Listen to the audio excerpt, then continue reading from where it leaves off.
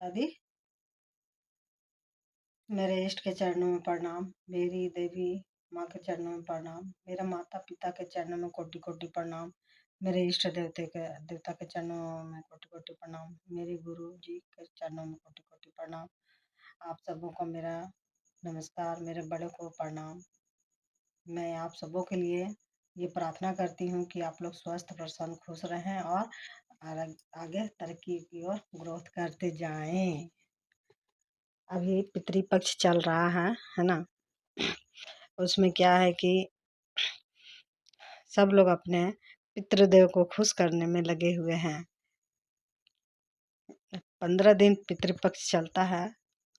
इसमें पितृदेव अगर खुश हो गए तो घर में हर तरह का खुशहाली आता है।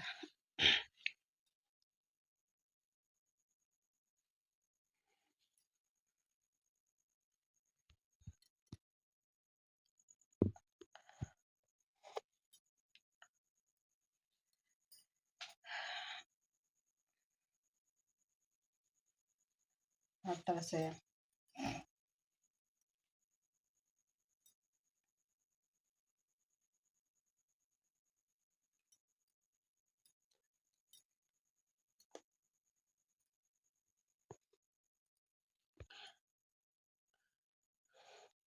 सब अपने कुल देवता को खुश करते हैं। कुल देवी को खुश करती है। पूजा पाठ करते हैं। 15 दिन तक कहाँ कहाँ जाके दोष शांत किया जाता है। यहाँ घर के कुल देवी कुल देवता पितृदेवगण अगर खुश हैं तो आपके घर की खुशियाँ किसी का नज़र नहीं लग सकती है। आपका घर का ग्रोथ का किसी को नज़र नहीं लग सकती है। आपका हर समस्या का समाधान आपके पास ही मिलेगा और घर में न क्लेश होगा, न रोग दुख होगा, न ही किसी तरह की समस्या आएगी। हर तरफ अपना गाड़ी पटरी पे चलेगा, नहीं धन का रुकावट आएगा। तो यहाँ पे पितृदेव को इसीलिए खुश किया जाता है। जितिया भी मनाया जाता है तो पितृपक्ष में ही आता है। काहे कि पितृदेव को यहाँ पे खुश किया जाता है ना। और बड़े बड़े पंडित हैं और ज्योतिष हैं और जो सब लोग बताते हैं ऐसे कीजिए बहुत सारा खर्च हो जाता है। लेकिन आज आपको महा उपाय बता रही हूँ और सटीक उपाय है। आप कर लीजिएगा और कुछ नहीं, सुनने में तो लगे कि कुछ नहीं है लेकिन इतना बड़ा काम आपका हो जाएगा ना कि आप लाख रुपया भी खर्चा करके इस चीज़ को हासिल नहीं कर सकते हैं। तो पितृदेव को यहाँ पे खुश करना है ना। तो जैसे आपका विधि विधान है वैसे कर लीजिए। पितृपक्ष में हर घर का नियम अलग है। अपना पूर्वजों को खुश करने के लिए यहाँ पंडित पुरोहित से पूजा पाठ करवाते हैं। कहीं जाके भी पूजा पाठ करवाते हैं कि पितृदेव खुश हो जाएं। सारा चीज़ कीजिए लेकिन सब करते हुए मेरा उपाय कीजिए और लाभ उठाइए और खुश रहिए। घर से दुख दरिद्र नाश हो जाएगा। आपके घर से हर समस्या का समाधान हो जाएगा। जो बंद पड़ा ताला है वो खुल जाएगा, किस्मत खुल जाएगी, बंद दरवाजे खुल जाएंगे। हर तरह से यहाँ लाभ होगा। आप चाहिएगा तब तो आपके घर में कोई घुसेगा ना। उसी तरह है कुल देवता, कुल देवी, पितृदेव, पितृदेव देवी, ये सब है ना आपके घर के रखवाली, आपका घर का खुशहाली के लिए हमेशा आपके साथ रहते हैं। आपको देखते हैं, आप नहीं जानते हैं उनको, लेकिन वो आप पे आपको देखते हैं, आशीष देते हैं कि मेरा बच्चा है, मेरा पोती है, मेरा परपोता है, मेरा नतीन है, परनातीन है, सब मेरा ठीक से रहे, आगे बढ़े। मेरा बेटा है, मेरा बेटी है। ठीक है। तो यहाँ पे आपको क्या करना है। पितृपक्ष चल रहा है, अमावस्या आएगा। अमावस्या के दिन घर में तो सबका पीतल का लोटा है ही। अगर नहीं है तो खरीद के लाइए। सिर्फ यहाँ लोटे का ही काम है और पानी का काम है। इसके अलावा तीसरा चीज का कोई काम ही नहीं है। तो अमावस्या के दिन 2 लोटा पीतल का लाइए और शाम होने समय, शाम के समय आप दोनों पीतल के लोटे में जल भर लीजिए।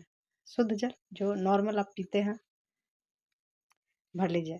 कुआं का या नल का या बोरिंग का, या सप्लाई पानी, जो भी जैसा भी है शुद्ध जल भर लीजिए। और लोटे में दोनों लोटा भर लीजिए।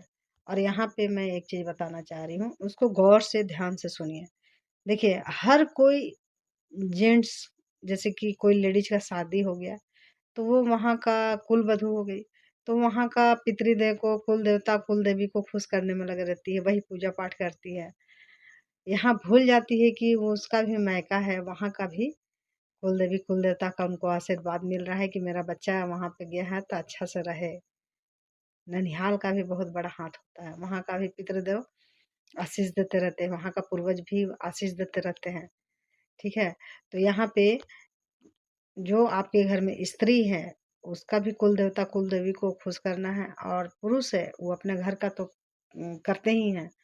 और जो आई है दूसरे कुल से कुल वधू, जो आपके घर में आपका कुल वंश को बढ़ाने के लिए आई है, कुल लक्ष्मी है, कुल वधू है, तो वो भी तो ऐसे वैसे तो नहीं आई है।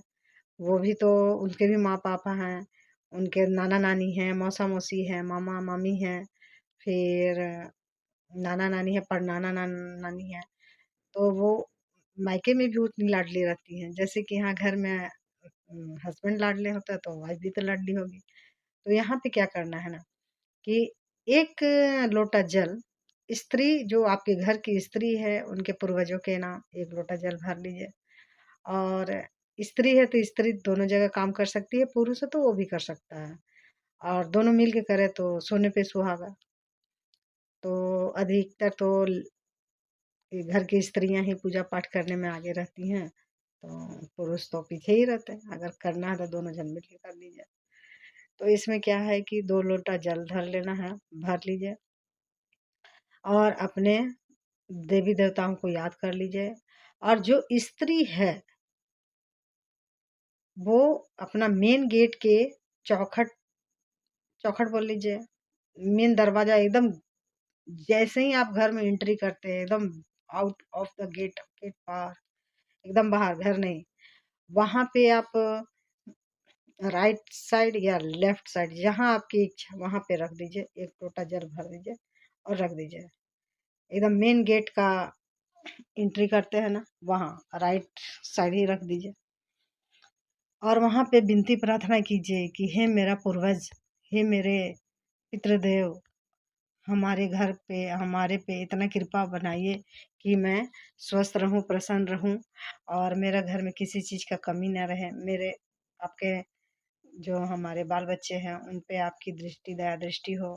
हमारा हर एक कार्य आगे की ओर बढ़ता रहे। मेरा हर बंधन को खोलिए, हमारे भाग को, किस्मत को चमकाइए, हर बंधन को दूर कीजिए। हमारे घर से गृह कलेश सब दूर हो जाए, रोग दुख सब चला जाए, इतना हम पे कृपा कर दीजिए।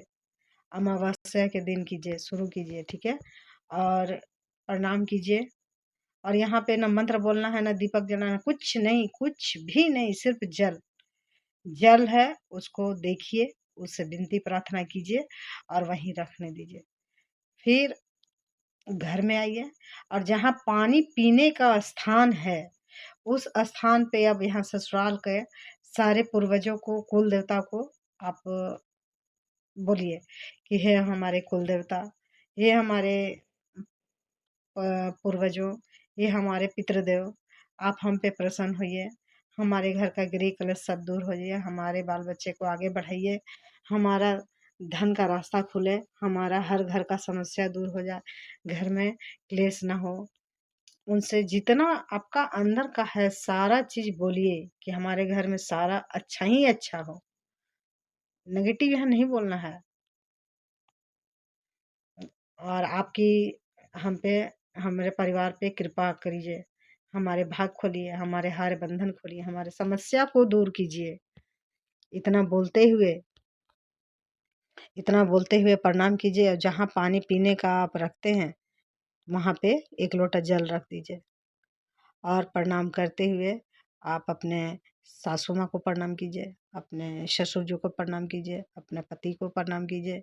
अगर वहाँ पे भसुर हैं, भाई के बड़े भाई हैं, अपने हस्बैंड के बड़े भाई हैं, तो उनको प्रणाम कीजिए। और जाके हर कार्य करने के बाद ये कार्य करना है और लेट जाइए।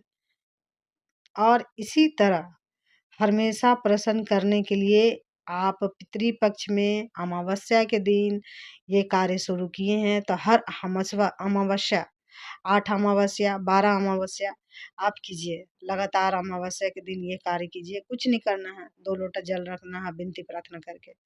आप यकीन मानिए ये किया हुआ आजमाया हुआ पूर्वजों की ओर से दिया हुआ उपाय है। आज मेरा खुद का बनाया हुआ नहीं है।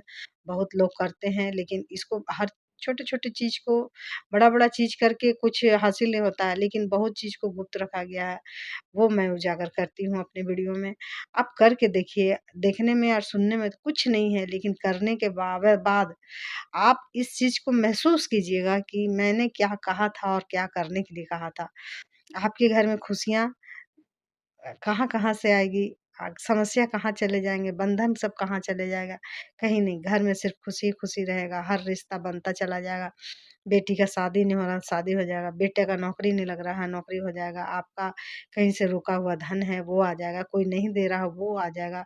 घर में दुःख, तकलीफ़, रोग, बलाए सब चला जाएगा। 12 अमावस्या एकदम कर लीजिए और पितृपक्ष का अमावस्या से शुरू कीजिए और आप सबों का कल्याण हो और मुझे भी आशीष दीजिए। छोटा-बड़ा सबका आशीष लगता है। इन्हीं उपायों के साथ अपने वाणी को यहीं विराम देती हूँ। मेरे चैनल को भी शेयर कीजिए, लाइक कीजिए, सपोर्ट कीजिए, सब्सक्राइब कीजिए और आपका आशीर्वाद रहा तो मोनेटाइज़ भी हो जाएगा। अभी तक तो मेरा लगभग 1 साल हो ही गया है यूट्यूब में वीडियो बनाते, लेकिन आपका आशीर्वाद लगेगा तो आगे भी आप ही लोग बढ़ाइएगा। मेरे लेकिन उपाय को कीजिए और अपना जीवन जीने का शैली को आसान कीजिए। इन्हीं शब्दों के साथ अपने वीडियो को यहीं विराम देती हूँ, अपने वाणी को यहीं विराम देती हूँ। जय माता दी।